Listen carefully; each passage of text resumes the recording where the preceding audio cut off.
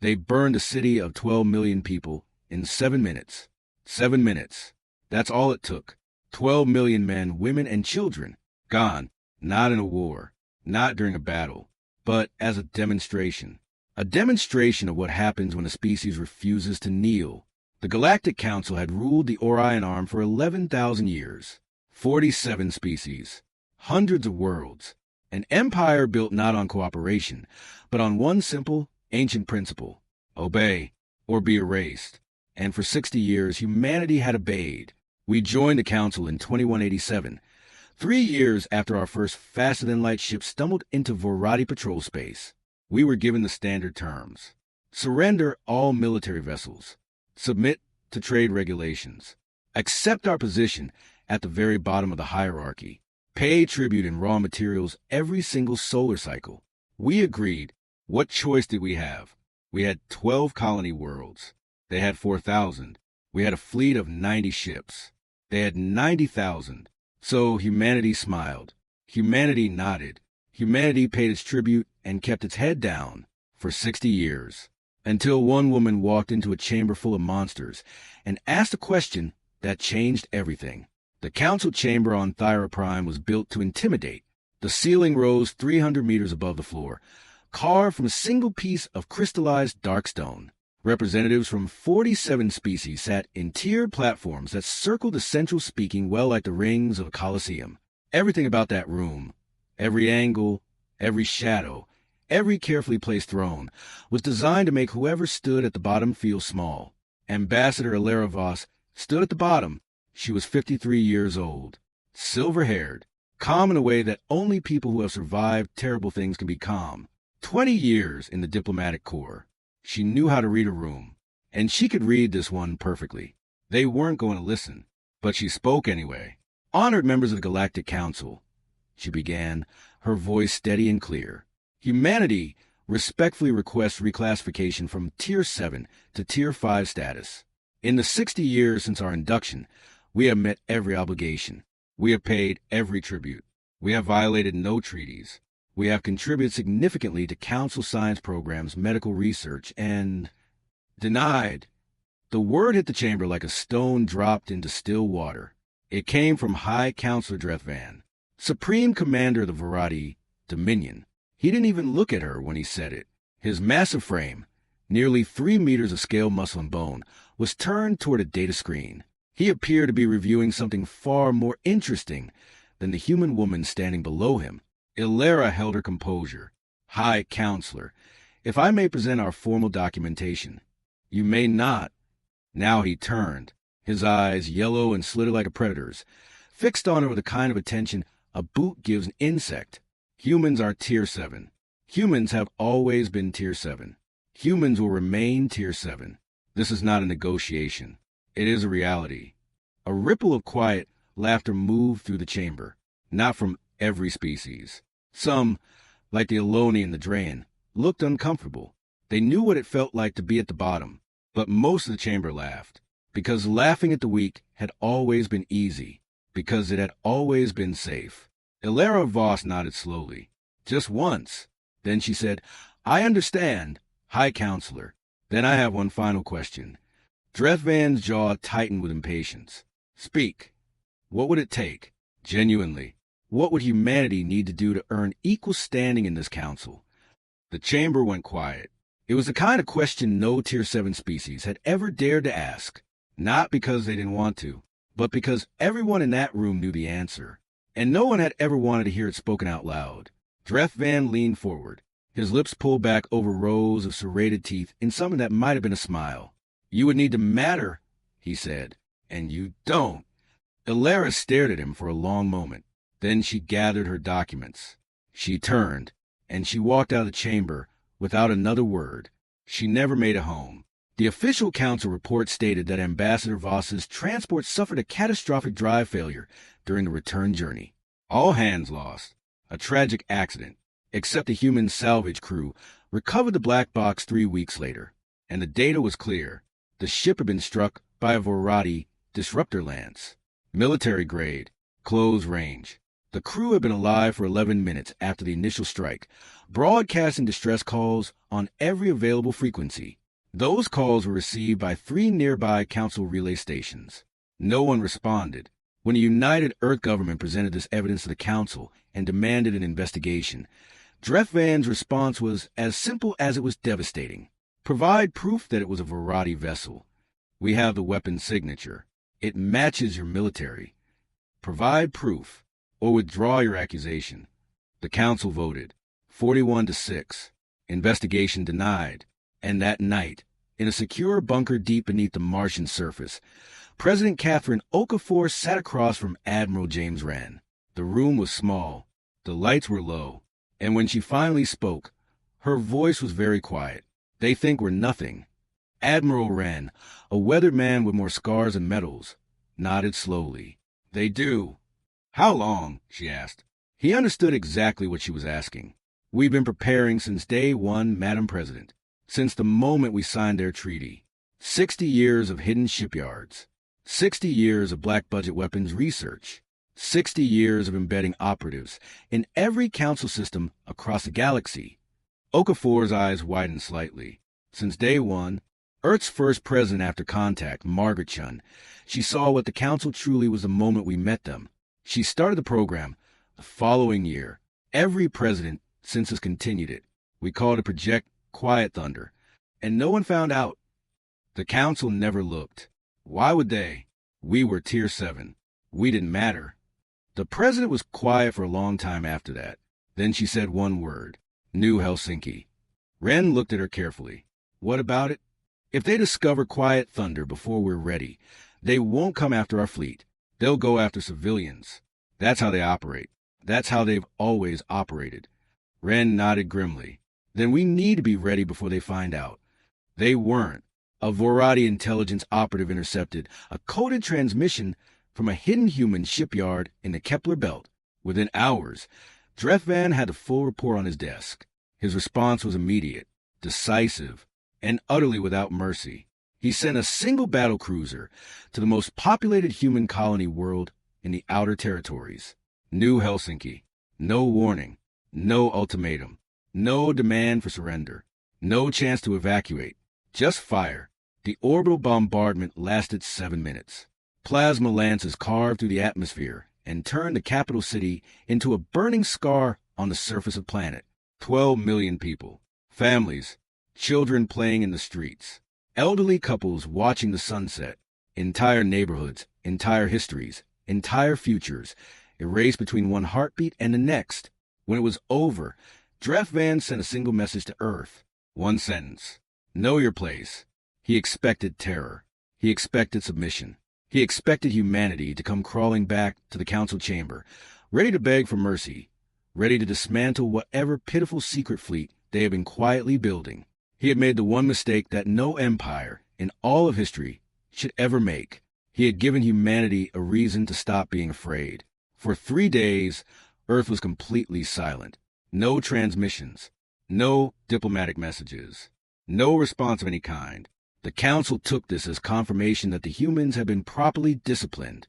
On the 4th day, every single council relay station within 50 light-years of human space went dark. Simultaneously, in an instant, on the 5th day, the Verati patrol fleet station at the border of human territory, 47 warships, simply vanished.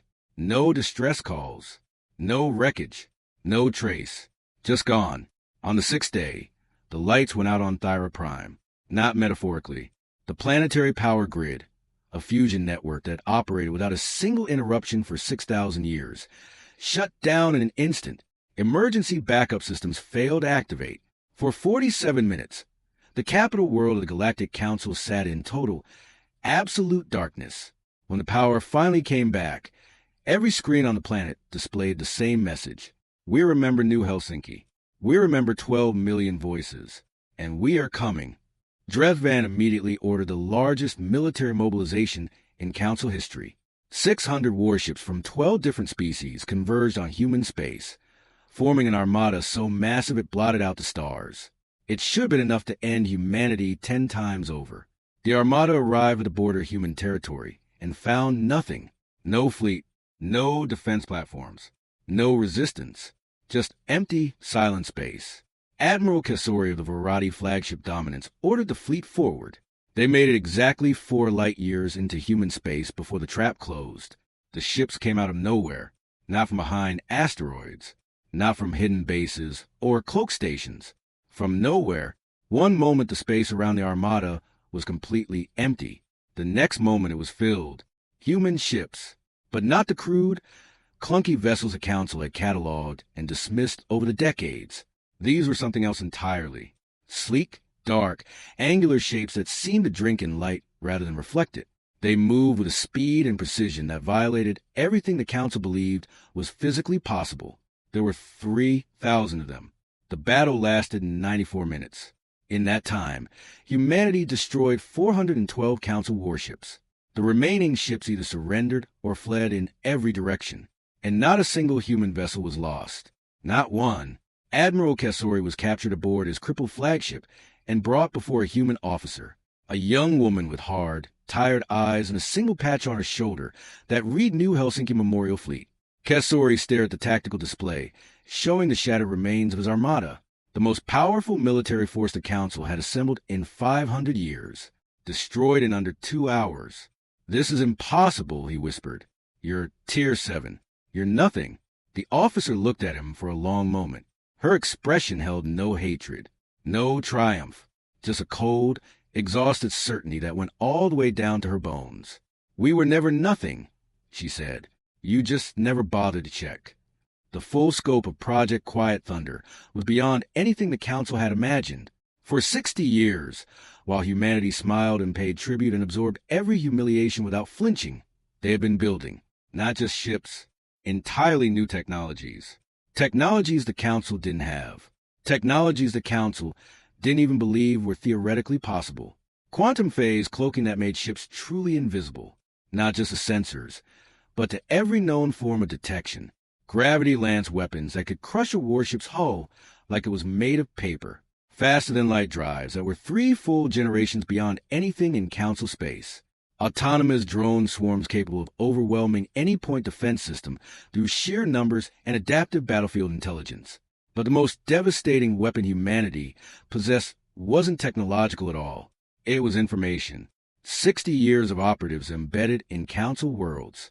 60 years of patiently mapping every defense grid, every supply route, every communication relay, every political fault line, and personal vulnerability. Humanity knew the Council better than the Council knew itself. And now, they used every single bit of it. In the weeks that followed, humanity didn't conquer. They didn't bombard. They didn't commit the atrocities that the Council had always used to keep the galaxy in line. They did something far more effective. Something far more terrifying. They dismantled the Council's power structure piece by piece, with surgical precision, without killing a single civilian. Supply lines were cut overnight. Military installations were disabled by drone swarms that neutralized weapon systems without destroying the stations themselves. Communication networks were hijacked, and for the first time in 11,000 years, the citizens of Council worlds heard and censored information. They heard about New Helsinki.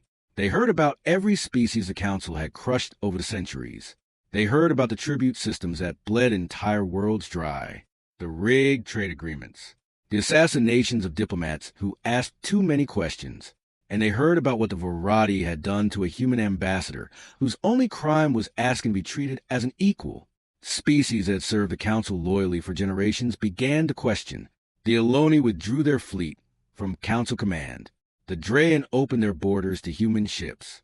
The Thessari, a species that spent 3,000 years locked in Tier 6, formally requested an alliance with Earth. The Galactic Council, the 11,000-year empire, began to crack. Drethvan made one final move. He gathered every remaining Varadi warship, over 200 vessels, and he led them personally at the head of the fleet toward Earth. If he could destroy humanity's homeworld, he believed, the resistance would collapse. Cut off the head, and the body dies. He dropped out of faster-than-light travel in Earth's solar system. The human fleet was waiting, but it wasn't the fleet that stopped him. It was the message. President Catherine Okafor appeared on every screen aboard every Varadi ship. She looked tired in a way that went beyond sleep. dark circles under her eyes, hands clasped in front of her on the desk. She looked like someone who had been carrying something very heavy for a very long time. "High Counselor Drethvan," she said, "I want you to look at something before you make your next decision." The screen shifted. A planet filled the view, green and blue, wrapped in white clouds. Beautiful, peaceful from a distance. "This is Vorith, your homeworld. Right now, 1,700 human ships are holding position in orbit. They have been there for 6 hours. Your planetary defense grid has been completely disabled. Your communication relays have been severed. Your people on the surface don't even know we're there." She paused. "Let that land. We could do to Vorith what you did to New Helsinki. We have the firepower. We have the position. Your world is completely defenseless. Every one of your cities is within range." Another pause. "But we're not going to—" Drethvan's claws dug into the arms of his command chair. His officers stared at their screens in absolute silence. "Because we are not you," Okafor continued. "We didn't build this fleet to become the next Varadi. We didn't spend 60 years hidden in the dark so we could burn someone else's children." Her voice hardened. "Just slightly. Just enough. We built it so that no one would ever burn ours again." She leaned forward toward the camera. "Stand down, Drethvan. Stand down and we end this. Not with fire, not with conquest, but with something new. An agreement where no species kneels. Where no species is Tier 7. Where no child on any world has to look up at the sky and wonder if today is the day someone decides they don't matter." The channel was silent. For a very long time, nothing moved. Then, slowly, one by one, the Varadi warships began powering down their weapons. Drethvan was the last. He sat completely still in his command chair, staring at the image of his homeworld surrounded by the ships of the species he had called nothing. Ships that could have ended his civilization. Ships that chose not to. "Why?" he finally asked. The word came out quietly, almost like it hurt. "We killed 12 million of your people. Why would you spare us?" Okafor looked at him for a moment before she answered. "Because someone has to be better," she said, "and we decided it would be us." The Galactic Council was dissolved 7 months later. In its place, the Allied Species Compact was formed. Equal representation for every species. No tiers. No tribute. Disputes settled through negotiation and law, not through intimidation and fire. It wasn't perfect. Nothing built by 47 different species ever could be, but it stood on a foundation that the old council never had. Respect. Humanity didn't become the new rulers of the galaxy. They had never wanted to be. They became something the galaxy had never seen before. A species powerful enough to dominate everyone, and wise enough to choose not to. A memorial was built on New Helsinki. A vast field of white stone pillars, 12 million of them, each one etched with a name. At the center stood a single statue of a woman holding a document in her hands. Ambassador Alara Voss. Beneath the statue, carved in letters large enough to be seen from orbit, were the words she had spoken in the council chamber before everything changed. What would it take? And beneath that, humanity's answer. Everything. And we gave it. In the years that followed, historians from a dozen different species would study humanity's rise and ask the same question again and again. How did a Tier 7 species, outnumbered, outgunned, and completely alone, defeat the greatest military power the galaxy had ever known? The answers they found were many. Technology, strategy, patience, 60 years of silent, careful preparation. But the real answer was simpler than any of that. The Council had spent 11,000 years teaching every species in the galaxy to be afraid. Humanity was the first species that took that fear and turned it into something else entirely. They burned with it for 60 years. Quietly, invisibly, hidden in the dark, until the day someone gave them a reason to stop hiding the fire. And when that fire was finally set free, it didn't just defeat an empire. It changed what an empire could ever mean again. They thought humanity didn't matter. They were wrong. And the galaxy would never make that mistake again.